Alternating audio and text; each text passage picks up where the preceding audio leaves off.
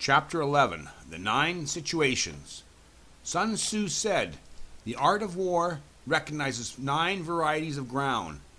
1. Dispersive ground. 2. Facile ground. 3. Contentious ground. 4. Open ground. 5. Ground of intersecting highways. 6. Serious ground.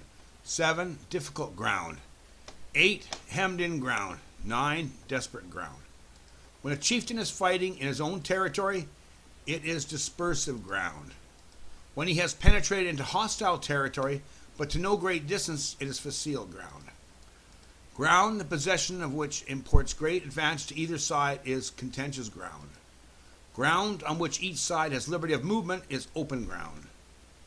Ground which forms the key to 3 contiguous states, so that he who occupies it first has most of the empire at his command, is ground of intersecting highways. When an army has penetrated into the heart of a hostile country, leaving a number of fortified cities in its rear, it is serious ground.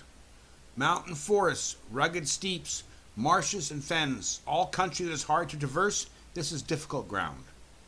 Ground which is reached through narrow gorges and from which we can only retire by tortuous paths, so that a small number of the enemy would suffice to crush a large body of our men, this is hemmed in ground. Ground on which we can only be saved from destruction by fighting without delay is desperate ground. On dispersive ground, therefore, fight not. On facile ground, halt not. On contentious ground, attack not. On open ground, do not try to block the enemy's way. On the ground of intersecting highways, join hands with your allies. On serious ground, gather and plunder. In difficult ground, keep steadily on the march. On hemmed-in ground, resort to stratagem. On desperate grounds, fight. Those who were called skillful leaders of old knew how to drive a wedge between the enemy's front and rear, to prevent cooperation between his large and small divisions, to hinder the good troops from rescuing the bad, the officers from rallying their men. When the enemy's men were united, they managed to keep them in disorder. When it was to their advantage, they made a forward move. When otherwise, they stopped still. If asked how to cope with a great host of the enemy in orderly array and on the point of marching to the attack, I would say, begin by seizing something which your opponent holds dear. Then he will be amenable to your will. Rapidity is the essence of war. Take advantage of the enemy's unreadiness. Make your way by unexpected routes and attack unguarded spots. The following are the principles to be observed by an invading force. The further you penetrate into a country, the greater will be the solidarity of your troops, and thus the defenders will not prevail against you. Make forays into fertile country in order to supply your army with food. Carefully study the well-being of your men, and do not overtax them. Concentrate your energy and hoard your strength. Keep your army continually on the move and devise unfathomable plans. Throw your soldiers into positions whence there is no escape, and they will prefer death to flight.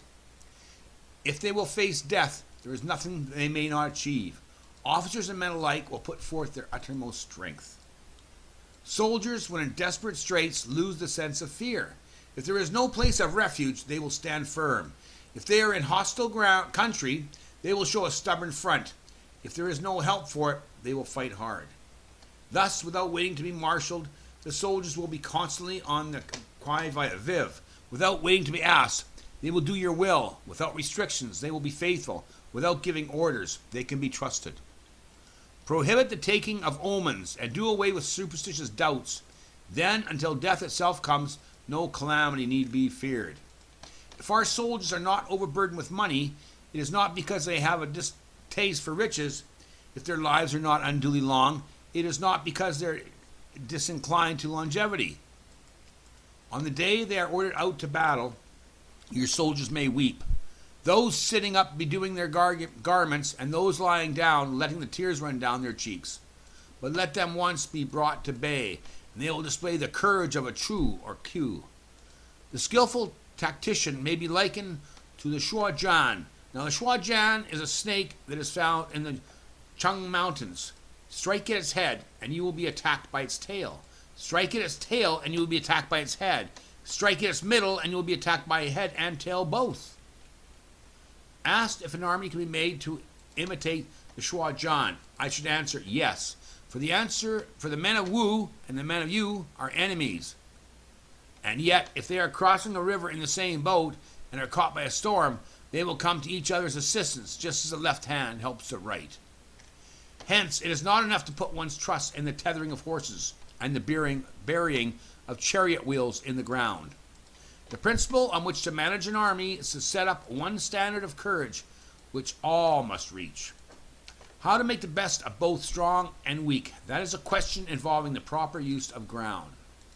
Thus, the skillful general conducts his army just as though he were leading a single man, willy-nilly, by the hand. It is the business of a general to be quiet, and thus ensure secrecy, upright and just, and thus maintain order. He must be able to mystify his officers and men by false reports and appearances, and thus keep them in total ignorance. By altering his arrangements and changing his plans, he keeps the enemy without definite knowledge. By shifting his camp and taking circuitous routes, he prevents the enemy from anticipating his purpose. At the critical moment, the leader of an army acts like one who has climbed up a height and then kicks away the ladder behind him. He carries his men deep into hostile territory before he shows his hand. He burns his boats and breaks his cooking pots. Like a shepherd driving a flock of sheep, he drives his men this way and that, and nothing knows whither he is going. To muster his hosts and bring it into danger, this may be termed the business of the general.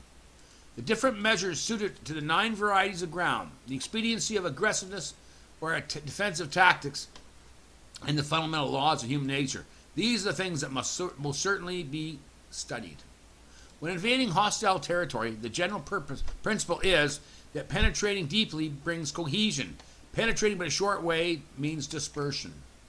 When you leave your own country behind and take your army across neighborhood territory, you found yourself on critical ground. When there are means of communication on all 4 sides, the ground is one of intersecting highways. When you penetrate deeply into a country, it is serious ground.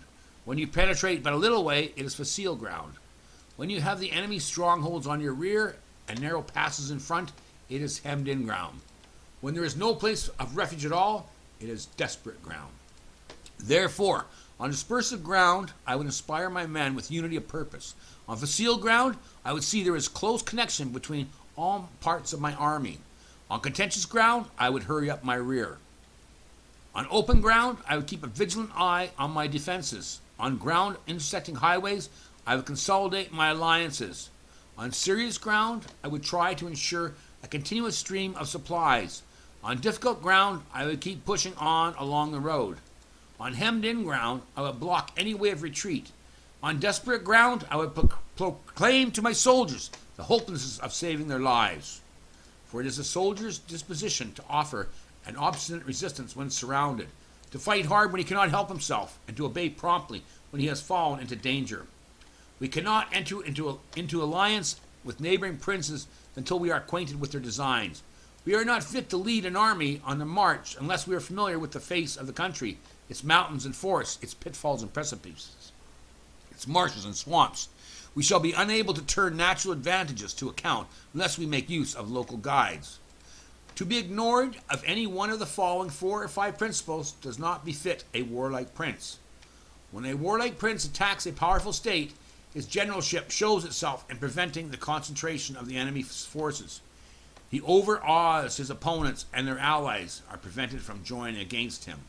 Hence, he does not strive to ally himself with all and sundry, nor does he foster the power of other states. He carries out his own secret designs, keeping his antagonists in awe. Thus, he is able to capture their cities and overthrow their kingdoms.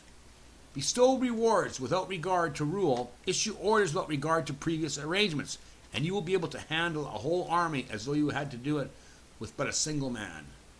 Confront your soldiers with the deed itself. Never let them know your design. When the outlook is bright, bring it before their eyes, but tell them nothing when the situation is gloomy. Place your army in deadly peril, and it will survive.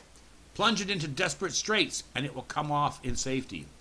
For it is precisely when a force has fallen into harm's way that it is capable of striking a blow for victory. Success in warfare is gained by carefully accommodating ourselves to the enemy's purpose. By persistently hanging on the enemy's flanks, we shall succeed in the long run in killing the commander-in-chief. This is called ability to accomplish a thing by sheer cunning. On the day that you take up your command, block the frontier passes, destroy the official tallies, and stop the passage of all emissaries. Be stern in the council chamber so that you may control the situation.